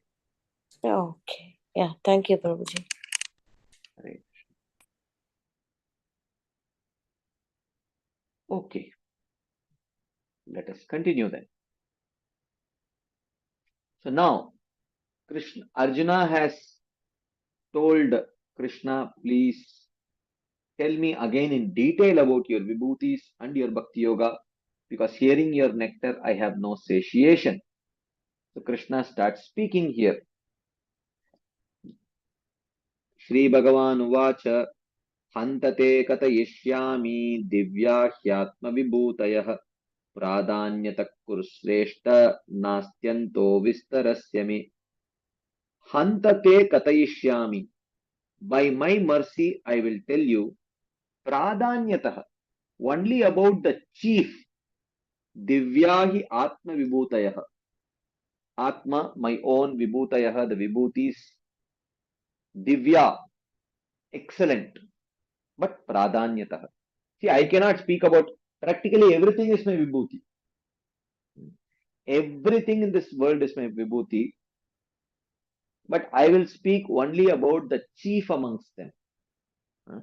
I will tell only the chief amongst them. O Kurusreshta, O best of the Kurus, na asti antaha vistarasyame. There is no end to my manifestations. So therefore, I will tell only the predominant things about predominant ones amongst all my vibhutis. That's what he says here. Oh, out of my mercy, I will tell you about these vibhutis. I will speak of the chief ones because there is no end to their number. Vibhutayaha is used for vibhutihi, feminine plural accusative. These vibhutis are excellent, not like grass or bricks. The word vibhuti includes both material and spiritual manifestations of the power of the Lord. In this context, the word vibhuti indicates both material and spiritual manifestations of the Lord. Both material and spiritual manifestations of the power of the Lord, not just material. Even though oftentimes the word vibhuti indicates a material manifestation of the power of the Lord, but if you see the descriptions that come in this particular chapter, when he is talking about vibhutis, he will also be, because he starts with Aham Atma Gudakesha. So that Atma is not material, Atma is spiritual. So both material and spiritual manifestations of power of the Lord. Because they all arise from the Shakti of the Lord, they should all be considered as worthy of meditations as forms of the Lord, though some are preferable to others. This is a very important statement. Okay, very important statement. Because all of them arise from the Shakti of the Lord, they should all be considered as worthy of meditation as forms of the Lord, but still some are preferable to others. But because everything is a manifestation of the energy of Krishna, they all are worthy of meditation. If you have the right mood of meditation, one can meditate. Even the material manifestations. Oh, this is the energy of Krishna. One can meditate like that. That is favorable. Okay. And it is natural for a devotee. But between that, one may meditate as water. Rasoham apsu kaunteya. Oh, Krishna says, I am the taste of water. So remembering Krishna while tasting water is very good. Or meditating on Krishna as the taste of water is very good. But better than that is meditating on the deity form of Krishna. So even though, everything is the energy of Krishna, so therefore being the energy of Krishna, because they all arise from the energy of Krishna, they are all worthy of meditation as forms of the Lord, even though some are preferable to others. Okay, like that. So Krishna says, Aham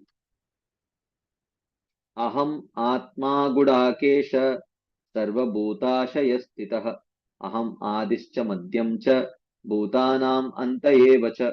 O Gudakesha, O conqueror of sleep, Aham Atma, I am the soul of Prakriti.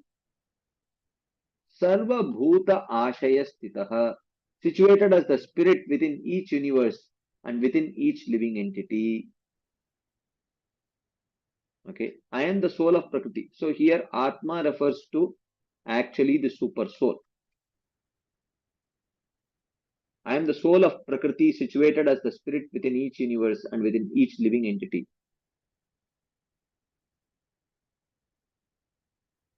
Okay, and Aham Bhutanam Adischa Madhyam cha Anta eva cha. I alone am the creation, maintenance, and destruction of all the creatures. So, here Srila Vishwanath Chakravarti writes, first you should think of me alone as the cause of all these vibhutis by using just one of my portions. So, interestingly, uh, he starts this description of vibhutis by stating that I am the Paramatma. Aham Atma Gudakesha Sarva Bhutashaya Stitaha.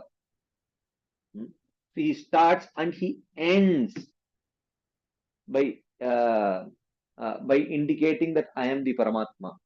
Atava bahunaitena kimgyatena tavarjuna vishtabhyahamidam kritsnam ekamshena stito jagat. So the verse with which he starts describing the vibhutis, he ends with a very similar verse indicating the Paramatma only. First, you should think of me alone as the cause of all these vibhutis by using just one of my portions. I am Atma, the soul within Prakriti. I am the creator of the Mahat Tattva, the Purusha, the Paramatma, which is Karanodakashayi. So I am Karanodakashayi Vishnu. Okay. Who is the creator of the Mahat Tattva? One who conquers sleep, O Gudakesha, you are qualified for meditation since you do not sleep. So there is a reason why Krishna is addressing Arjuna here as Gudakesha, because in order to meditate on something, one cannot be disturbed by sleep. And because by addressing Arjuna as Gudakesha, Krishna is indicating that Arjuna, you are qualified. You are qualified for meditation since you do not sleep. And then he says, I am situated in the aggregate of all beings as the Antaryami of the Virat, Garbhodakashayi. And I am also situated within the hearts of all living entities as the Antaryami of the individuals, Shirodakashayi. Sarva Bhuta Ashaya Stita. So two meanings are given to the phrase. Okay. Sarva Bhuta can refer to each universe. And Sarva Bhuta can refer to each living entity within that universe. Like that. So therefore here he is indicating Aham Atma Gudakesha Sarva Bhutashaya Stita. So indicates I am the three Purushavasaras. So even though Purushavasaras are not material vibhutis, but here of course we understand vibhutis refer to the word vibhuti includes both material and spiritual manifestations of power of the Lord.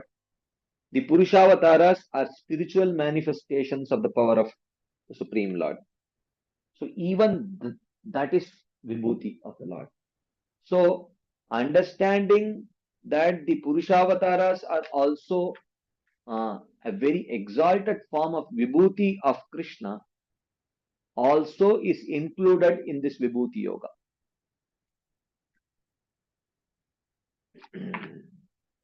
Like that. So that's what he is indicating here. I am the cause of creation, Adihi, the maintenance, Madhyama, and destruction of all entities. Anta. Like that. He is indicating here. Any quick discussion points, comments, questions, anything anyone would like to share as and before we move forward?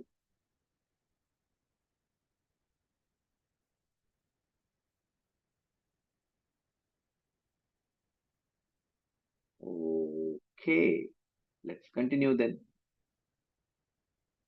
Okay, Mother Gail.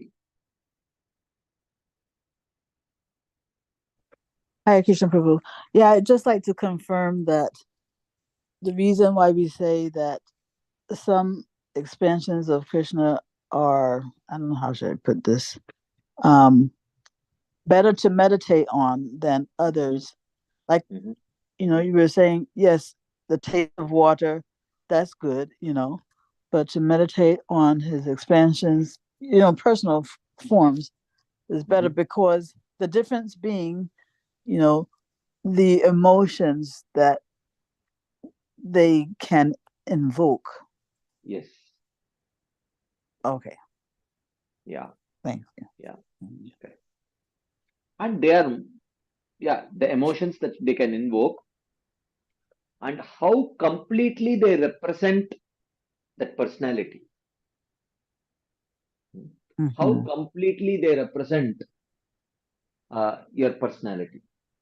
Like say for example, someone appreciates your dress and someone appreciates your intelligence. What would please you more? Embarrassing. I have to think about that. No, I mean you can. I mean not you. I If guess like I guess my maybe maybe if I identify more with my intelligence than with my dress, then I would say my intelligence, right? you don't have to think so complicatedly. I'm asking a Well, very but simple. well, it's not that simple to me because I guess my dress is also important to me, but I would say my intelligence then, the one I identify with more. Yeah, I think I asked the wrong question. Maybe I should have framed a different question. So the point is, what more closely represents the Lord? So his Mhm. Swarupa Shakti more closely represents the Lord than his Maya Shakti. So even though Maya Shakti belongs to him, but representations of Maya Shakti less completely represents the Supreme Lord. And Mhm. representations of the Swarupa Shakti more completely represents the Supreme Lord. So Mhm. therefore, the more complete representations of the Supreme Lord are more fit objects of meditation. Yeah. Like that. Yeah. Thank you for Right. Okay. Let us uh, continue. We still have a few minutes left. Krishna continues.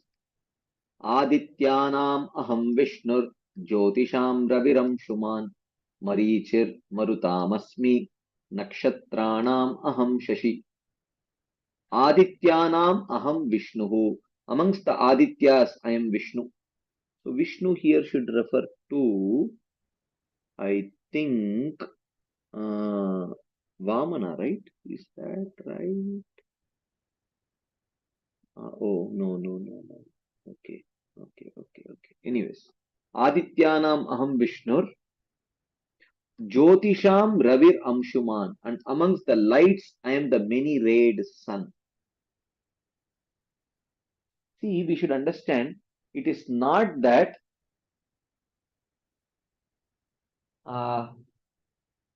because you should understand Krishna's answer with respect to the question asked by Arjuna. So, Arjuna's question was, how can I remember you by observing material objects? That was the question asked by Arjuna. So Krishna says that practically everything is my vibhuti only, but I will tell the prominent ones. Okay? Because one always appreciates prominent ones. Okay? So there is always appreciation amongst light. Sun is most appreciated because it is the brightest. So if someone is considering, luminous intensity, luminosity, then one would consider sun as the best. Not that the light of a tube light has no connection with Krishna. Not that a light of a tube light is not a vibhuti of Krishna. It does. But what invokes the most adoration, admiration, appreciation is that object which is the best amongst all of that. Practically every single thing in this material world or spiritual world is a vibhuti of Krishna. So Krishna says, amongst Adityas, I am Vishnu. There are 12 Adityas. It does not mean he is only Vishnu is his vibhuti, but the 11 Adityas are not. No. All 12 are Krishna's vibhutis. But what was Arjuna's question? How can I remember you in material things? So which means remembrance with appreciation. So even though there may be 12 Adityas, but amongst those 12, Vishnu commands the most adoration and appreciation. Amongst all lights, sun commands the most adoration and appreciation. Amongst all the Maruts, the 49 Maruts, Marichi is the foremost, who commands the most respect and adoration. And amongst all the stars, moon commands the most attraction and adoration. Not that the other stars are not the vibhutis of Krishna. They are also vibhutis. But the question of Arjuna is, how can I meditate you in seeing the things of this world? Okay. So, meditation has to be meditation with proper respect and adoration. So therefore he is telling, I am the best amongst that particular category, or I am the essence of that category, like that he says. So that even in meditating on that material object, because that particular thing amongst that category is the most, it commands the most respect and adoration. Therefore, in remembering Krishna as that particular object, we may also favorably remember Krishna with that respect and adoration. So therefore, when Krishna says, I am the sun amongst the other lights or luminous objects, that does not mean that the other objects which fall within that category is not Krishna's vibhuti. They are also Krishna's vibhuti. That is how we should understand. Okay.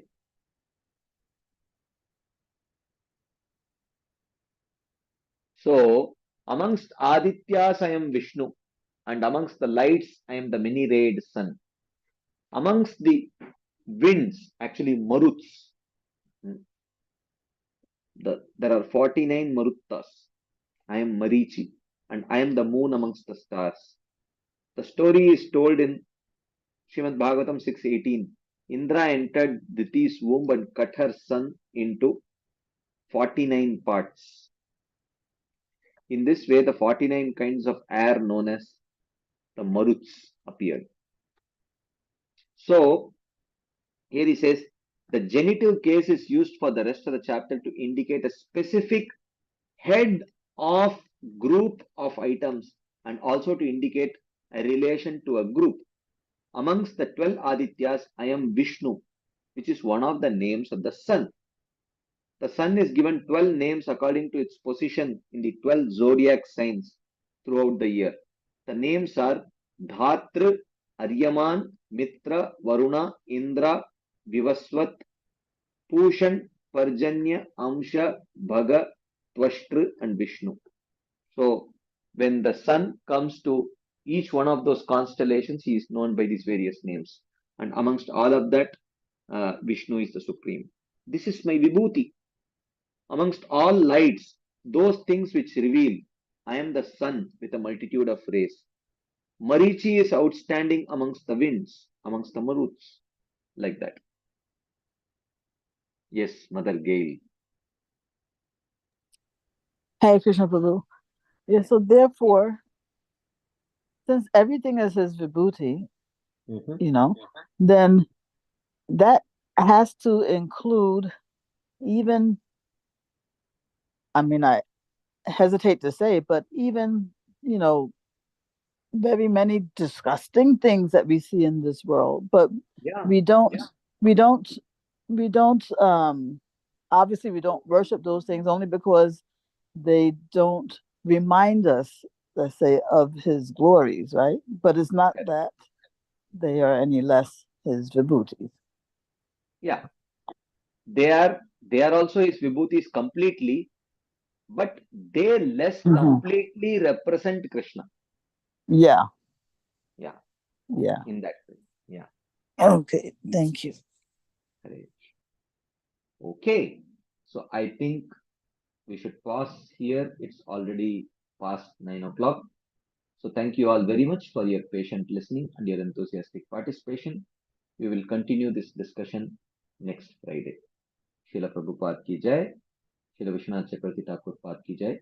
Srimad Bhagavad Gita ki jai.